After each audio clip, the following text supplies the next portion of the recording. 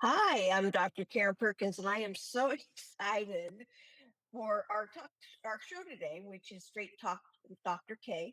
And today's show is going to be on the fear of failure. Now, I have been doing a bunch of split testing to find out what the people I work with, what their biggest concerns are right now. And right now, their biggest concerns really come down to the fear of failure. And the fear of failure is really a powerful thing that's in all of our lives. And we have to ask ourselves first, what is it we're really afraid of? Well, I'm afraid of failing. Okay. And you fail. So what? What's the next thing really? Well, I'm afraid of disappointing people. Okay. Disappointing people. That is something we can deal with. I'm afraid people will make fun of me. Okay, that's another one. I'm afraid people might think I'm stupid or not intelligent. Okay, I mean, those are things now we can deal with.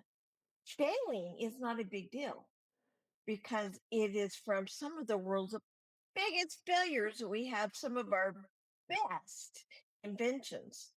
Uh, Fear of failure, the person who made post it notes, they were actually creating a glue for airplane wings and it didn't hold airplane wings. Oh, what a failure. Yeah, but look, it made the glue that holds post it notes together so that we could stick them on things and remove them. Isn't that wonderful? Well, another thing to really consider before we start going too much into the fear of failure is fear itself. Fear, F.E.A.R, false evidence appearing real. F.E.A.R, false evidence appearing real. Now, people say, well, but it feels real. Yeah, it feels real, but it's really false evidence. If it's real, it's a fact. And we deal with facts differently than we deal with false evidence. False evidence paralyzes us. Facts force us into taking some action. Now, that action might be um, that we don't move. Okay, we don't move, but if it's a fact and we don't move, what's really going to happen? Well, if it's a fact and we don't move, we die. We lose. We become paralyzed. Whatever. But if it's a fact and we know, oh my gosh, it was so embarrassing. Okay, it was embarrassing. Is that going to physically kill us? No. Is it going to emotionally make us want to crawl in a hole? Yes.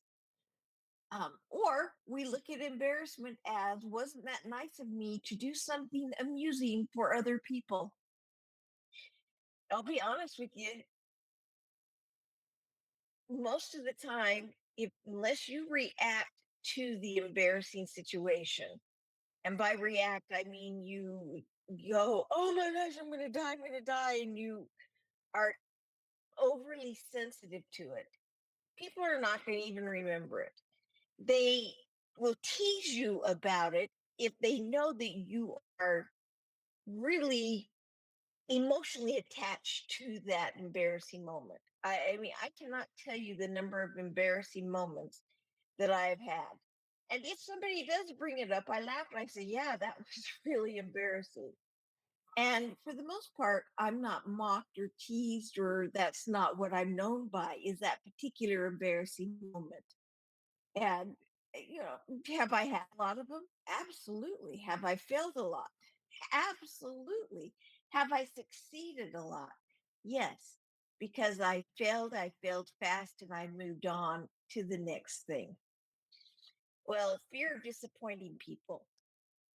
Well, what if you disappoint them? Well, why might you disappoint them? Well, because I did it wrong, because I didn't do it the way they expected, because it didn't give them the outcome they needed.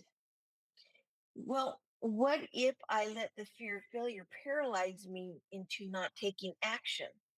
Well, then they're really disappointed because they really didn't get what they needed or asked for or desired. Well, what if it makes me do it slowly and I do it, but I do it late? Again, their needs have not been met. Well, what if you let that fear of failure make you so nervous that you hyperventilate or you make all kinds of mistakes because you're afraid of making those mistakes? One of my favorite quotes is, that which we focus on expands. Now, isn't that true? That which we focus on expands. And how much does it expand? Well, exponentially. That which we focus on expands, and it will expand until we focus on something else. So, what else are we going to focus on? Well, maybe a different way to do things. Okay. Well, if we're all focused on failing, chances are pretty good we're going to mess up. And it's one of those things that, the mind is so protective. Your mind is so protective of you. When you fear something or you believe something or you think something, your mind wants to help you prove yourself right. Your mind wants you to be right because we want to be right. And so, what does your mind do?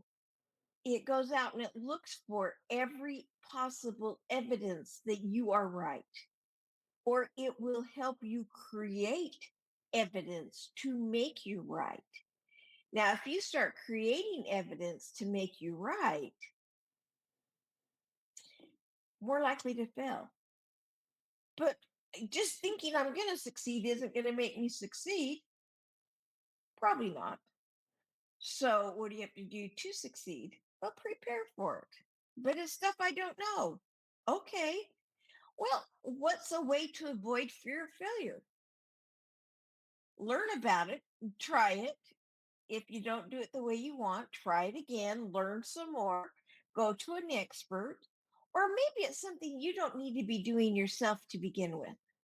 My husband Darwin, I love him dearly. He's one of those guys that can do everything. And so he thinks I should do everything because, you're intelligent, so you should be able to do everything. I tell him, no, that's selfish. Me doing everything is just plain out selfish. And he says, how can you say that? That is not selfish. It's being self sufficient. And I have to remind him and myself sometimes. And now I'm going to remind you, every one of us have got different God given gifts. And if we don't allow others to shine with their gifts and their talents and their glory, then we're being selfish and denying them that opportunity.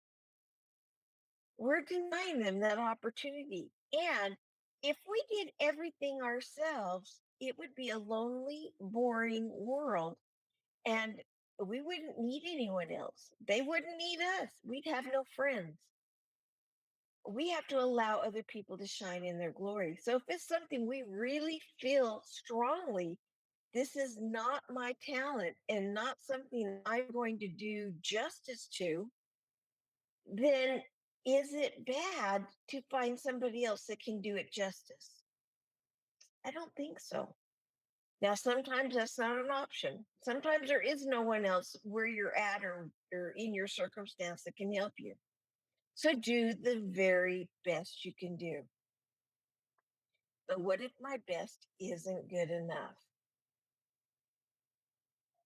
If you're the only one you can rely on to do it, then your best is good enough, because if you don't do it, it's going to be worse.